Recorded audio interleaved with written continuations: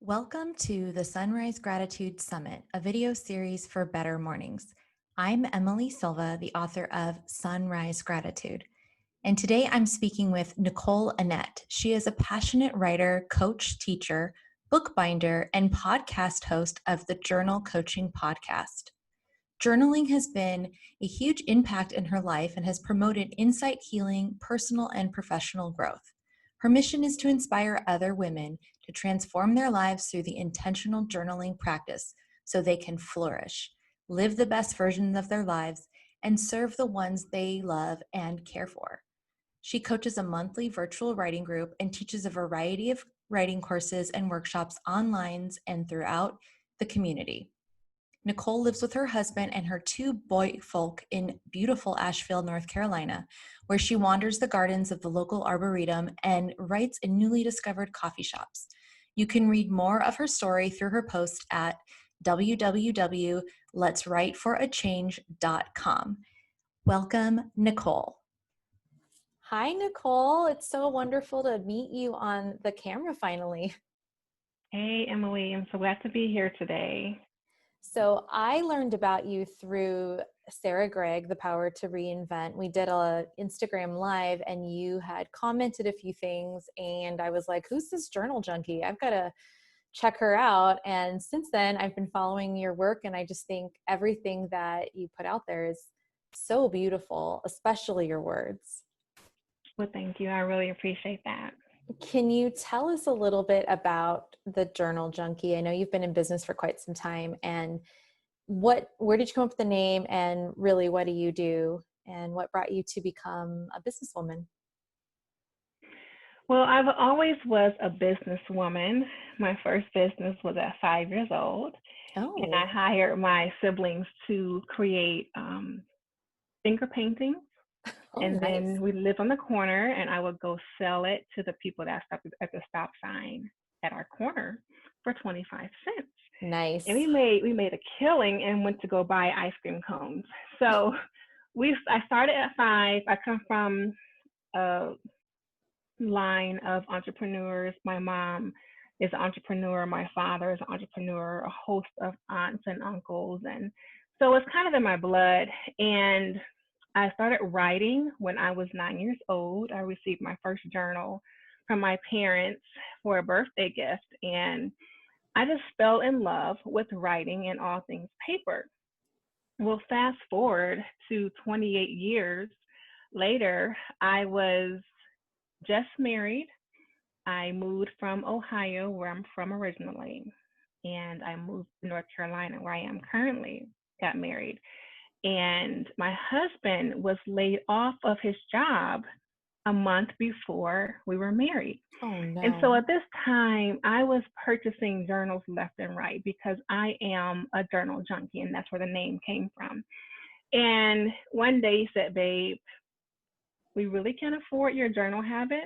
Why don't you try making your own journals? Oh, And so I took him up on that suggestion and I put them on Etsy. And my business actually paid the bills for the first 5 months of our marriage. wow. And so that was so interesting. And that's where we first started the brand. And it's transformed so many times. We may get into that later, but definitely that's where it started. That's So, amazing. yeah. Etsy for the win, you for the win, your family for the win. That's Hmm. Hmm. I love that it's in your blood and you didn't even try and get traditional job. You just like knew it and trusted your gut. That's beautiful. Right. So this summit is about mornings. The book's about sunrise gratitude and how to have our best mornings. And one of the things that I'm really drawn to on your Instagram account is how you greet the morning, and you Hmm. just have these beautiful posts and stories. So would you consider yourself a morning person? That's a funny question. If you would have asked me like 2 months ago, I would have said no way because my body loves the downtime in the evening. And I have two sons and a husband. And so when they're in the bed, the house is quiet and my Mm. creative side just blossoms after 12 o'clock.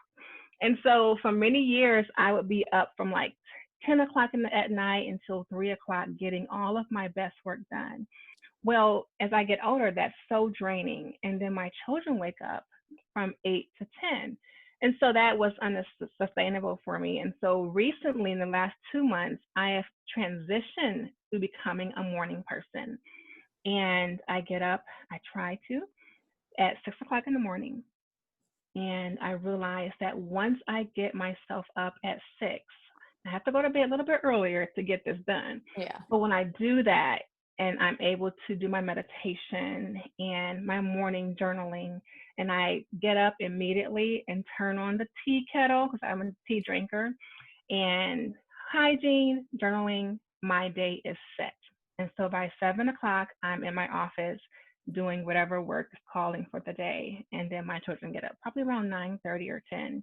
But when I don't do that in the morning, then my day is off. And so I can say yes, I can categorize myself now as a morning person. So tea, meditation, journaling, are those your Mm-hmm. components of a perfect morning? Is there anything else? Those are it. Those I do every single morning without fail. And if I miss something, even my tea, I'm just like having a bad day. So I would definitely say yes. I love that. I think I too had to become a morning person when I had to write this book, because I'm like, if I'm writing about the sunrise, I need to know what that's all about. Right. But I can resonate because I feel that creativity likes to come up, arise when other people are asleep. And when you have that silence, and there's something about late at night that really brings creative juices in. Maybe that's when the muses like to come visit. But you said that you've been journaling since you were 9 years old. So journaling sounds like it comes easy to you, but it doesn't come easy to a lot of people. I talk to people about journaling and they think it's tedious and why would you want to do it? So something that's really big in your business is you help people learn how to journal. And I know for some of us who are journalers, it sounds silly, but there is a method to journaling. So can you tell us a little bit about that? Sure. First, journaling doesn't always come easy. It's a habit. And like every other habit that we cultivate, it takes time and it takes experience and practice. And so I write often, but just recently, this is interesting, when I first got married 12 years ago, I stopped writing. And I was an avid journal keeper. And so for about 5 years, I realized I was no longer writing. And I guess I was telling my husband everything that was on my heart at the time. And so I remember sitting in the bed one morning, and I was thinking, I'm teaching about going to the page. I'm teaching about journaling, but I'm like hypocriting because I'm not doing it. And so I said, how can I get back into journaling? And it was so hard. I kept like lists and plans all the time, but really using the intentional journaling practice, which is what I teach. And so intentional journaling is being able to use journaling as a tool in everyday life. And so I just began to recultivate my journaling habit by using 3 tips. And if I can share those, of course, and I love to. So my first tip to anyone who is wanting to start journaling or restart a journaling practice is release all expectation of what you think journaling is and should look like. And we may say journaling needs to be handwritten, or needs to be online, or needs to be daily, or have multiple pages, or be about our day, or pretty imperfect, right? But each new habit, again, like I said earlier, it needs to be exercise. So we become writers as we write. And every time we go to the page, we create valuable evidence that we are journal keepers. One of my favorite quotes is by James Clear, and he says that every action you take is a vote for the person you are becoming. And so as I began to write daily with intention, then I became a journal keeper once again. And now it's just an ingrained part of my life. And again, if I miss it, I feel it. The second tip that I use for myself and I love to share with others is create a time and a purpose for your journaling practice. Oftentimes we find ourselves comparing ourselves with other people and their journaling practice, and we lose the sense of why we are doing it for ourselves. I always say that journaling is a practice that serves us. We don't serve journaling. It should be something that is pleasant, something that we enjoy. It's kind of tedious in the beginning until we get a hang of it, but it should be something that is an addition to our life. Journaling is an extension of who we are and a way of communicating with ourselves personally. And so setting a time for your and a purpose for your writing creates intention around the writing practice. And so I asked myself, what do I want to gain from today's writing practice? Am I just getting things off of my chest? Am I making a decision? Am I planning my day or an event and so forth? And then seeking a purpose in my writing allows me to ask those deeper questions and ultimately find my own answers. That's a long number two.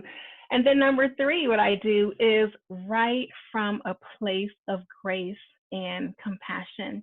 Oh, I One thing I love see that. one thing I see from my clients and students is that they speak in such a harsh, disapproving, and shaming voice.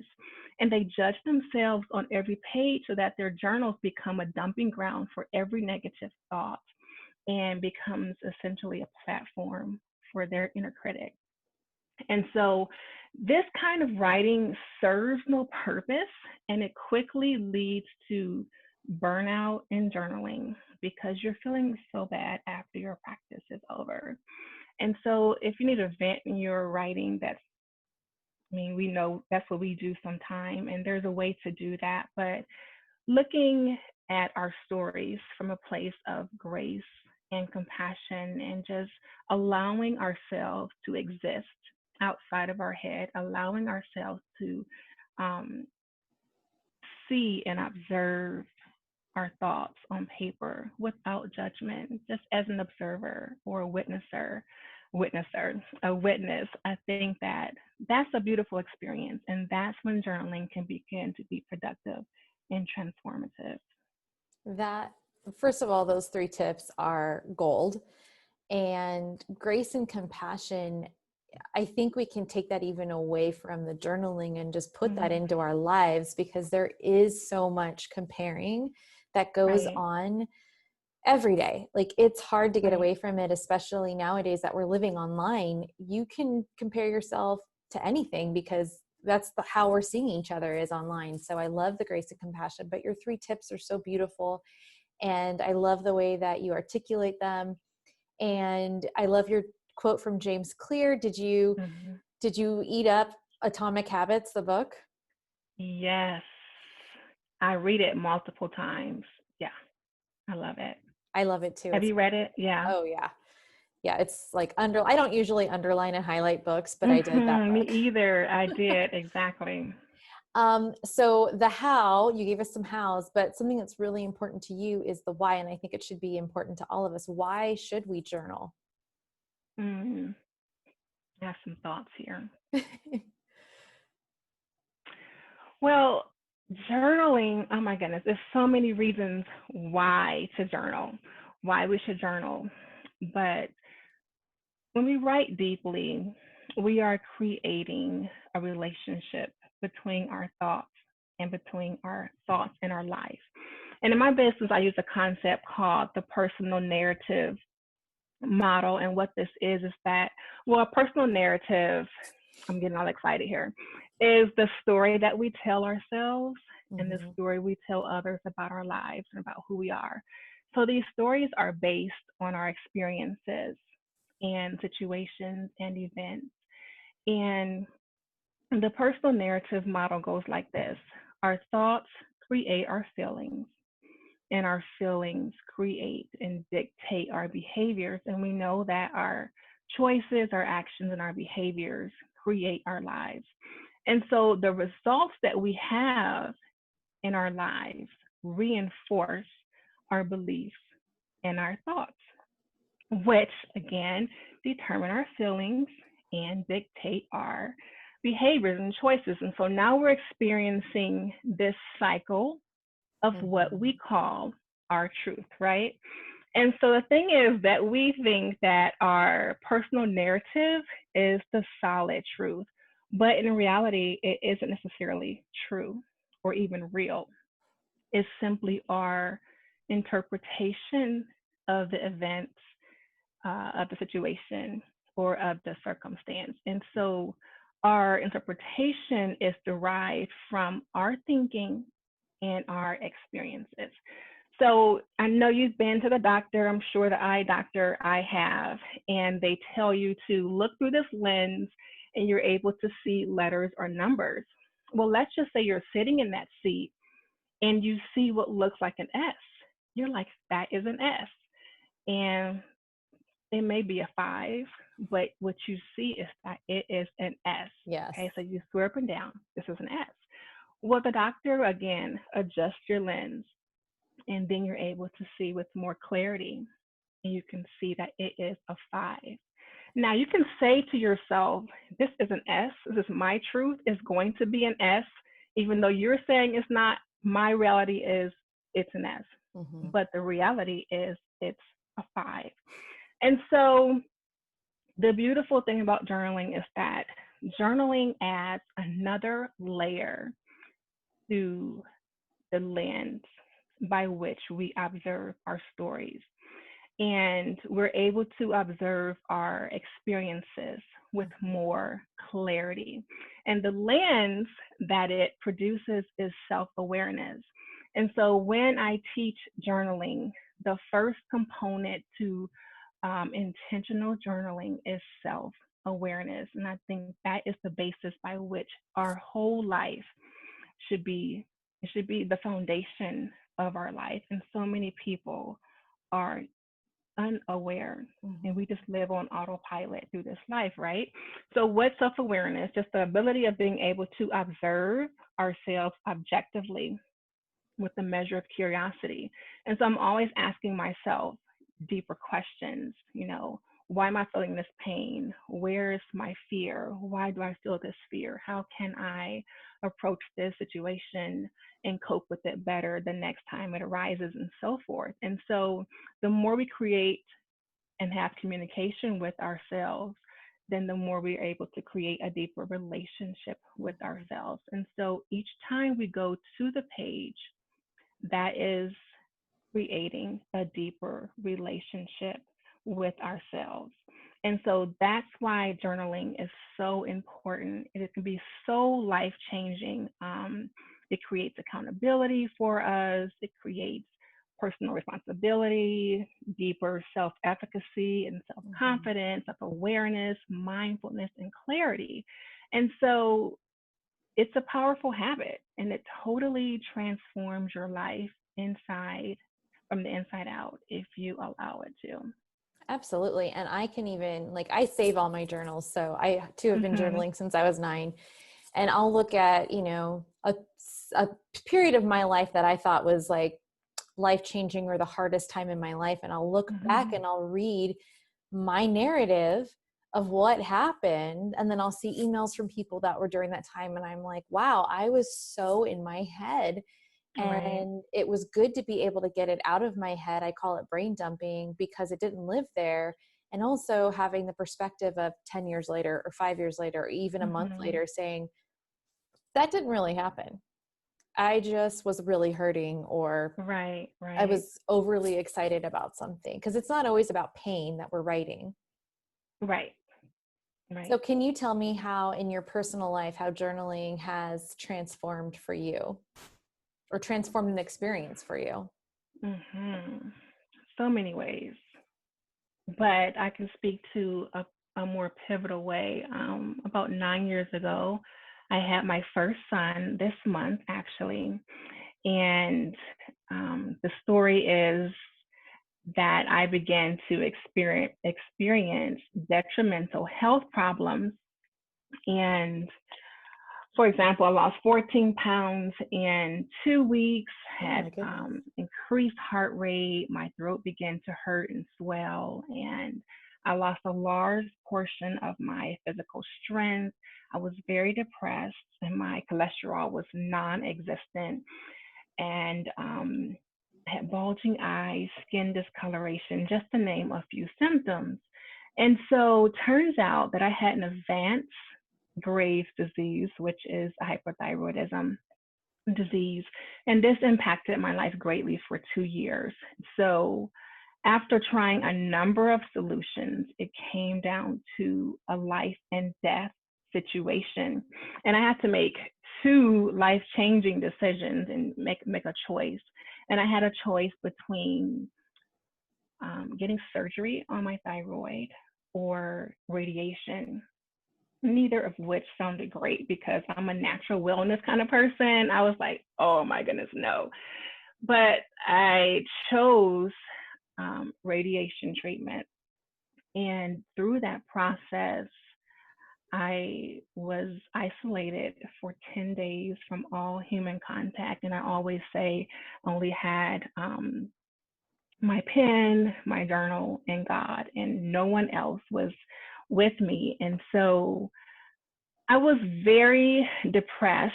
And so I just began to drown myself in my words. And all I saw around me was mental fog and darkness. And so I began to reach for the surface, one word at a time. And each day, a family member would drop off all of our meals and they would leave it on the threshold. And each day, I would pick up their offering of love. So during this daily practice, I began to feel an intense surge of gratitude. And before this, I was the kind of person where I did not need help. Thank you very much. I have this. I was structured in my life. I can handle my own business, and I never reached out or was very hard to accept help. But every day they would leave their meals on the threshold, and I would open the door and they left, bend down, pick up the food, and wave thank you through the window. Well, I was not in control of my environment. I was in a place where I was completely dependent on others um, to take care of my basic needs. And this was a humbling experience, and it caused so much pain. On top of the pain, I was already in from isolation, depression, and the rest of the symptoms, right? And so I began to question the root of my pain and ask myself, who am I serving?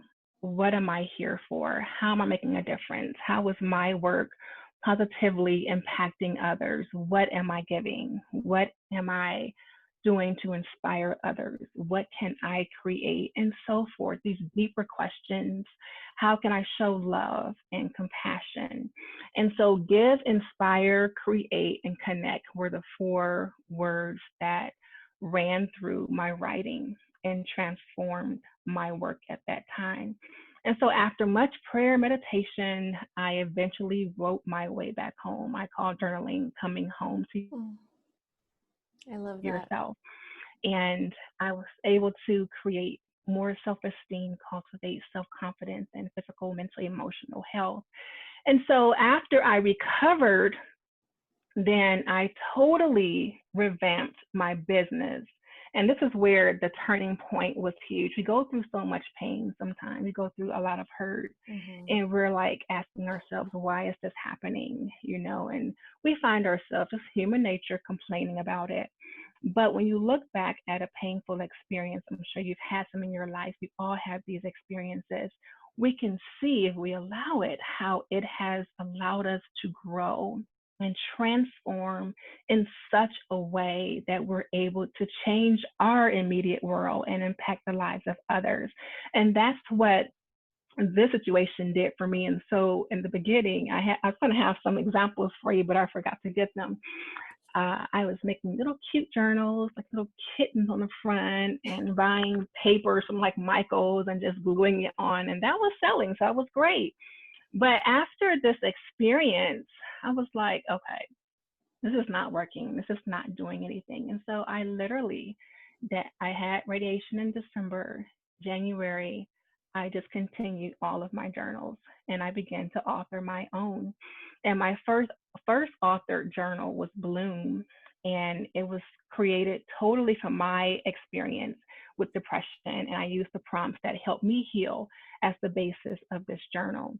And so I began to write other journals and become vulnerable and share my story. And so that was the pivotal moment of how my writing allowed me to claw my way back up to the surface of healing.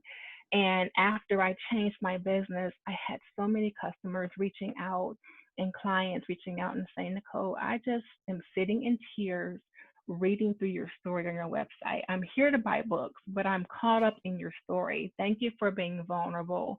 And a lot of them come back. A lot of them, I've been with them through the hard times in their lives. Our books have been a part of the good times in their lives.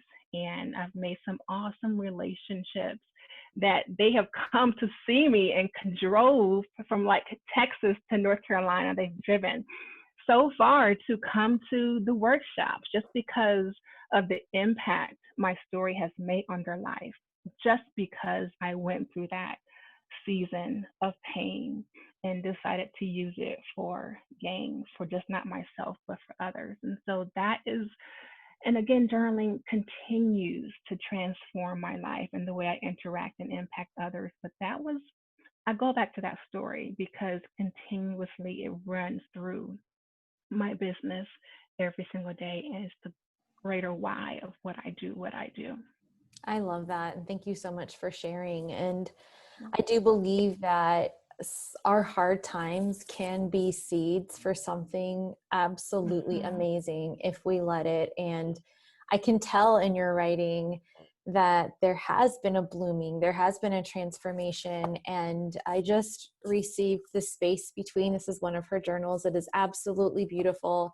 The pages feel so nice. And if you don't mind, can I read something from this to share? Oh, please do. Sure. So this is on page 58. This is a guide for writing through transition. And halfway through the book, she writes, writing down and honoring our endings allows us to reframe the loss we feel and to recreate hope again. The space between what was and what is to come is a prime opportunity to get creative. This is the space where you are free to decide where you are going, to a time to hone your vision and get clear on what you need and how you must move forward. I read this like 7 times today. This is beautiful. And I think everyone that's living in the world right now needs that passage because we're in a space between right now. Definitely. And I want to know your inspiration because you wrote this before COVID. So yes, tell me what your inspiration was for this beautiful passage. I live a life of transition. As far as I can remember, I've always been in some transitional experience. The women I work with are in some kind of transitional experience. And so I just began to write what I've learned in my experiences and the lessons I've received in my moments of the space between.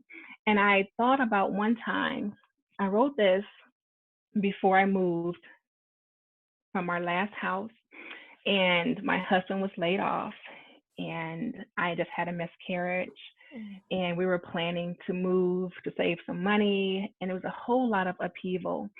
And I said, you know what? Right now, I'm like in this space between what is and what is to come. What am I going to do with it? And I began to just think about my feelings and, of course, write down my feelings in this time. And I realized, you know, I'm looking at this with such a negative perception, where in reality, we think of what if this happens, what if that happens, and it's all negative. I said, what if I transform and reframe my thoughts to think about what if this happens and what if this happens in a positive frame? And I realized that that moment between is an excellent place for creativity. It's an excellent place to be able to choose what is next for us. And so I wrote this book with the idea to inspire people to not sit in that space and feel sorry for yourself.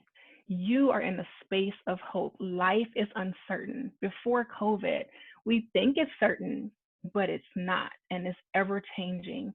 And so being able to move gracefully and flow with the changes, I think that is where that's the privilege right there. That's where our journey becomes beautiful. When we begin to take control, my favorite two prompts are, what can I control?